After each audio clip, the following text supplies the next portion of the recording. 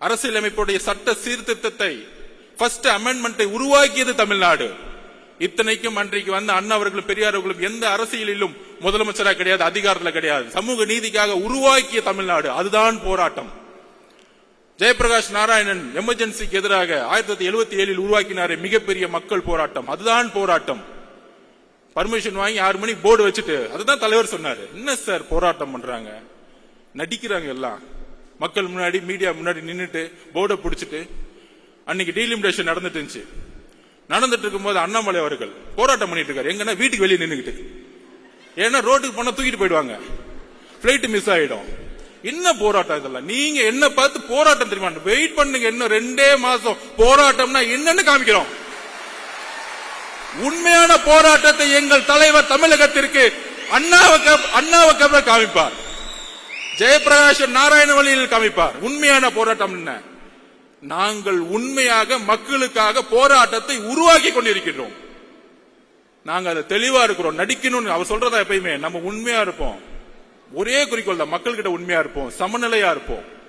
அதை நிர்வாகக்கூடிய ஒரே கழகம் இன்றைக்கு. எல்லாம் காம்ப்ரமைஸே கிடையாது.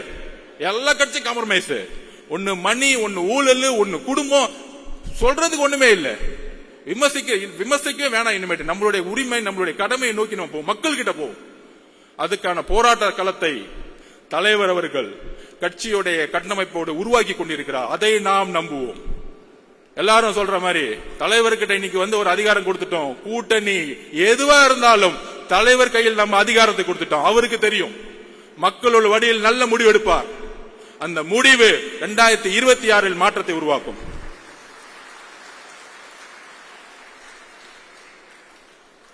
நான் ஏன் பிஜேபியும் டிஎம்கே ஒன்னு சொல்றேன்னா, இது கூட்டணி கட்சிகளுக்கு புரியணும். அதை நான் தரவுகளோட பதிவு பண்றேன். அது உதாரணம் சொல்லணும்ல. ஏதோ ஒரு குற்றச்சாட்டு பண்ணிட்டு நம்ம அப்படியே கிளம்பிட்டோம். எதா இருந்தாலும் ஃபேக்ட் இருக்கணும். தலைவர் சொல்லுவாரு ஃபேக்ட் இருக்கணும், தெளிவு இருக்கணும். அதுக்கு நான் பதிவு பண்றேன். 2014 ஜெயலலிதா மேடம் இந்தியா முழுவதும் பிஜேபியோட அலை இருந்துச்சு. ஆனா மேடம் ஜெயலலிதா ஒரு செட் பண்ணாங்க. மோதியா லேடியா தேர்ந்தெடுத்த தலைவி, தமிழகத்தினுடைய தலைவி. அதோடைய நெரேட்டிவ் தான் 19 திமுக கையில் எடுத்தாங்க. மதவாதத்திற்கு எதிரான அரசியல் அதை கையில் எடுத்தாங்க. கடுமையான ஒரு பிரச்சாரம் மூலம் மிகப்பெரிய வெற்றி. அந்த வெற்றி அப்ப திமுக ஒன்று சொன்னாங்க, திரு ராகுல் காந்தி அவர்கள் பிரதம மந்திரி வேட்பாளர், அவர்தான் எதிர்காலத்தில் இந்தியாவை வழிநடத்த முடியும். திமுக அதற்கு ஒரு மனதாக குரல் கொடுக்கிறோம். வெஸ்ட் பெங்காலையும் போய் சொன்னார். ஆனா ஜெயிச்சுட்டு வந்த பிறகு 2021 என்ன செட்டிங் நடந்துச்சு டெல்லியில? இந்தியா அலையன்ஸ் உருவாக்குனாங்க. நீங்க இப்ப யோசிச்சு பாருங்க. 2004 நான் ஸ்டூடெண்டா இருக்கும்போது கலைஞர் ஒரு கூட்டணி உருவாக்குவார். சோனியா காந்தி மேடத்தை வச்சு ஒரு பெரிய அலைன்ஸ் தீவுத்தொடர்ல மீட்டிங் போட்டு ஜனநாயகத்துக்கு எதிரான குரலை உருவாக்கிறோம் சொல்லிட்டு ஃபர்ஸ்ட் மீட்டிங் தமிழ்நாடு தான் உருவாக்கும். இந்தியாவுடைய ஒட்டுமொத்த கூட்டணியும் யாங்கிருந்து உருவாங்கன்னா தமிழ்நாட்டில இருந்து உருவாக்குவாங்க. பிரதம மந்திரி தேர்ந்தெடுக்கக்கூடிய வலிமையை தமிழ்நாட்டில இருந்து உருவாக்குவாங்க.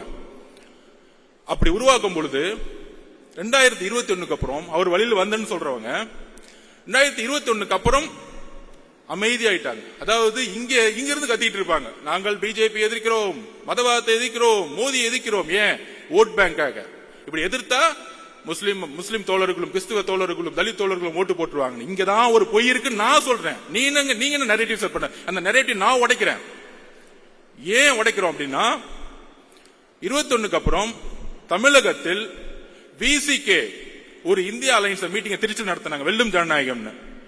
ஏன் திமுக தலைமையில இந்தியாவோட அலைன்ஸ் மீட்டிங் தைரியமா பிஜேபிக்கு எதிராக நீங்க நடத்தல? பதில் சொல்லுங்க. இன்னைக்கு ஏன் ராகுல் காந்தி அவர்கள் பிரதம மந்திரி வேட்பாளராக நீங்க சொல்லல? இதற்கும் பதில் இருக்காது. இதுதான் நடிப்பு. செய்திகளை உடனுக்குடனும் துல்லியமாகவும் தெரிந்து கொள்ள சப்ஸ்கிரைப் பண்ணுங்க.